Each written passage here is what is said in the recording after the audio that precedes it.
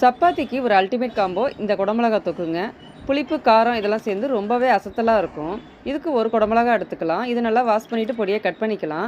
கடாயில் ஆயில் சேர்த்துக்கலாம். கடுகு, உளுந்து, சோம்பு, பொடியை கட் பண்ணி வச்சுருக்க வெங்காயம், பொடியை கட் பண்ணி வச்சுருக்க பூண்டு, கருவேப்பிலை சேர்த்து நல்லா வதக்கிக்கலாம். இது நல்லா வதங்கினோன்னே கட் பண்ணி வச்சுருக்க குடமிளகாயும் சேர்த்து நல்லா வதக்கிக்கலாம்.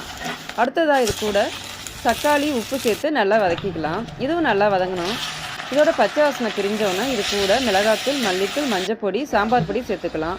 நீங்கள் வேணும்னா ஒரு டீஸ்பூன் கரம் மசாலா பொடி கூட சேர்த்துக்கலாம். அதுவும் நல்லா தான் இருக்கும்.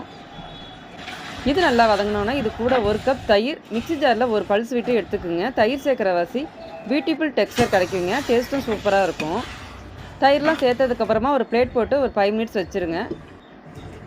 லாஸ்ட்டாக கொத்தமல்லி தூவி இறக்குனீங்கன்னா சூப்பரான ஒரு குடமிளகா தொக்கு ரெடி. இது இட்லி, தோசை, சப்பாத்தி, சாதம் எல்லாத்துக்கும் சூப்பராக இருக்குங்க. கண்டிப்பாக ட்ரை பண்ணி பாருங்கள்.